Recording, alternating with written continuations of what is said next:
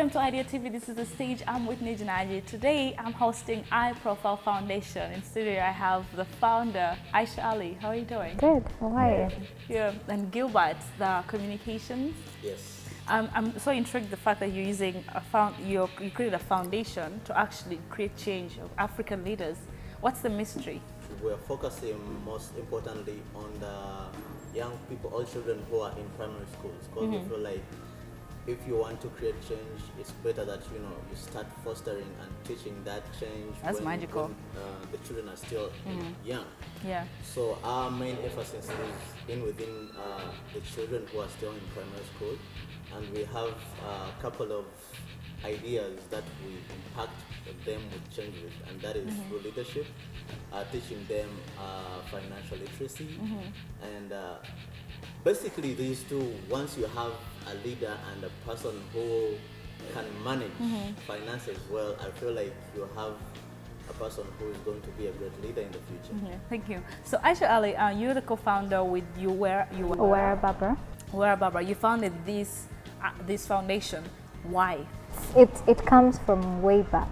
I was a prefect in my primary school in P4. I was a head monitor, and what I knew about leadership is becoming a president of a country. But there's more to leadership than just title. It's service beyond self. And the fact that I wasn't confident to speak out, I wasn't able to lead. Yeah? So that laid me back. So we met 2014 around November over a cup of coffee, and we were having a recap of our lives, and we're both leaders and inquisitive ladies, I must say. So we're like, what can we do as friends aside having fun and just going for movies and what new makeup is on trend or what phone? So what contribution can we make to a country that is not ours, because she's Rwandese and I am Somali. Now I'm trying to get to the fact that you have your slogan is to build personalities. So you're looking at this in terms of confidence, esteem, but for the children. Who are the main people you're actually always focusing on? It's children still.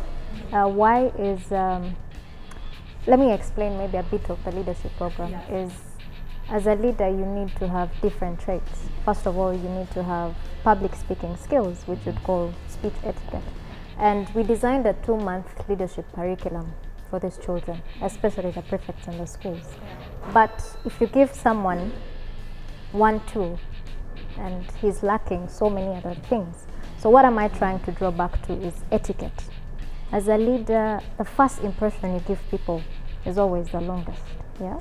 If we came in here and probably we had ketchup on our shirts, and it'd be like, what are they going to talk about? Self-organization prepares your mind as well. Do you feel these things are not taught in school?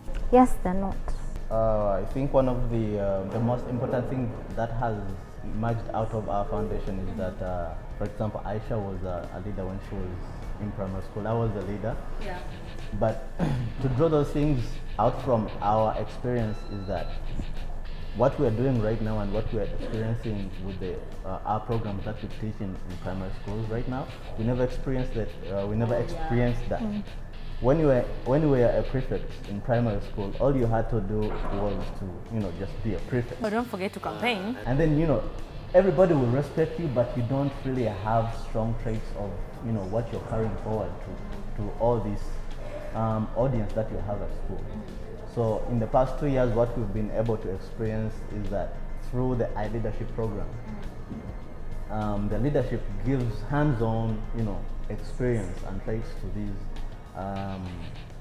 leaders that we've chosen to teach in particular schools, and then you see you see immediate results. You see this leader starting to actually change and take initiatives and then actually become a leader. So if you're a head prefect, you see him getting responsible for first and foremost his leadership role or his headship as a prefect. You're tackling only the people who are already leaders, or even the ones who are just trying to be leaders, who want but actually not getting out there? For now, when we're doing our pilot, we're focusing on the already existing leaders. But you find that there's some children that are not given the chance to lead, but have it inborn. Yeah. So probably in the next 2 or 3 years, we'll roll out a program called the Invisible Leaders. So you first become a leader, then you go through the training, right? So if you do not take the step of getting out and step on that topic, you're not going to be in the classes. Yeah. Our foundation is I first. Identify yourself first. So Then once we you are give you help. You've taken the initiative to be like, Identify yourself I as a wanna leader be already. a leader. I want to change something. Yeah, that's where we come in. So so Whitney, you want to become a leader, and these are the tools that we want to help you to become, to take initiative and be in a place where you want to be. How is this training like? Is it very practical? Well, it's a fun-filled training. It's really one thing that it's really participatory. Yeah, we listen to the children, learn from them, and they learn from us. Now, for example, when we go to the training, we give them chance to speak.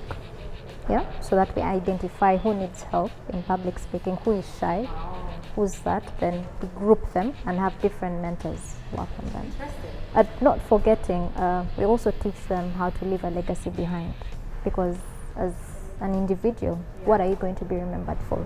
Is it positive? Were you a dictator? Or you're just the prefect who used to give us free meals, What you realize is what you did in the past sometimes calls back to you in the future. So you need to have a strong foundation. You have 3 pillars, but one caught my eye, the I am immigrant. I'm migrant. Migrant. Oh my God, tell me about that. Well, Uganda is a home to a large urban refugee population that is overly dependent on donor aid, yeah, but lack extensive support in skills training. Now, God forbid, if the funding is not there, what happens? So we try to take these people through a therapy session first, because they have the trauma. We have psychosocial support programs, and then bead making is actually a therapy that was tested to help you forget about it. No, how does that work? Try it. Do get knitting, and you will concentrate and not forget. But I think what bead making does, especially to people who go through different things in life, is that you are having this hands-on activity that you concentrate on. You have all this variety of colors.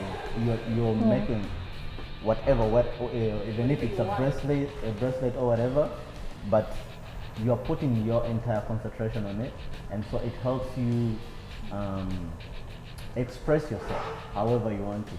By the time you finish the 1 bracelet, 2 bracelet, even if you're angered, you feel liberated. What we teach them first is capacity building for themselves, and you find that sometimes most of them have lost hope completely. They don't think about education, they don't think about anything. They're like, oh yeah, we're being funded, we're going to be flown over to the country. But before you're given that extra support, what have you done for yourself? So we take them through entrepreneurial classes and teach them how to make money, so that they're self-sustaining. You talk about the 3 pillars you focus on. Talk about it. Yeah, so you have 3 mainly. So you have leadership, which is more like, it feels like it's your main focus. And then you have IProfile, which you extended to go beyond. iFinance. Yeah. So yeah, we need to talk about the money. I love these things. We've been one of the most fun things we've been able to introduce is to introduce what we call a coin dream challenge. Okay. And this coin dream challenge runs for 100 days. Right now, this year we've taken it over up to 5 schools, both on the high end and also on the relatively average schools. How about the low end? And also the low end. Low end doesn't want to say No. Actually, they do. But it's not just about saving. See, you need to learn how to budget for your money. You need how to learn how to spend. Spending is very important. So you can but know the wisely. consumption Yeah, from the because if you don't spend, then you don't know how to save.